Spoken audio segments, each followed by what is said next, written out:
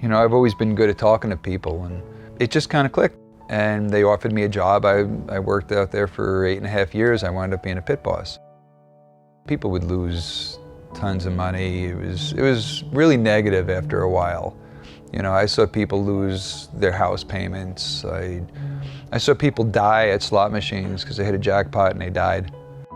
And their friends were pissed when the EMTs came and told them you had to move, and they were like, I'm still playing. And they, like, your friend just died. You don't even care, you know? And I kind of always wanted to, I like cars. And so I wound up quitting and just started building cars.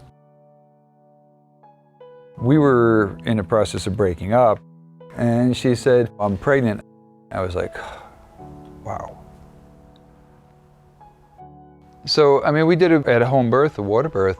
It was like just not even difficult, she just did it. And, you know, suddenly here comes the baby. So I reached down, and that's when I first had Gabby, right then and there. I mean, it was awesome. You know, here's this wonderful baby girl. When she was 5 months old, her mom had a chance to become an air traffic controller. And she said, well, I'll have to go to Oklahoma for 6 months. You have to take care of her. And I said, well, right now, I've never even given her a bottle. Not that I'm worried about any of that, but you're gonna come back, she's gonna be about a year old, she's gonna be talking. You can't get that back. And she said, but I'll make a lot of money. Took off, and my mom helped pay for things while I was doing that, and I just raised Gabby. My name's Eddie Costin. I grew up in New York, a little town called Center Reach. Wasn't even on most maps because there was only 300-something people in it. And when I was 14, almost 15, my parents gave me a 1969 Volkswagen. Didn't run, and they said, we will pay for any part you need, but you have to do all the work yourself. So I took that car apart to like last night in bolt. I mean, I did everything you can imagine with that. I like being creative. I like challenging myself all the time. It's fun, it's satisfying. At the end of the day, I don't care how bad the day was, I could usually turn around and say, I just made that. And it's feast or famine, don't get me wrong, it really is. There's times, thank God I'm a good cook. And I could cook meals for practically nothing, because if it wasn't for that, I'd starve to death, you know?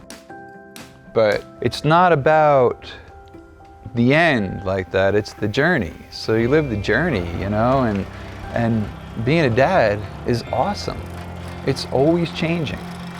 Now I build cars, I work for myself, and I'm able to stop whenever I want. I could take off at the end of the day. I could take off when my daughter gets out of school, or if there's a field trip or something, I don't have to answer to anybody, I can just go do it.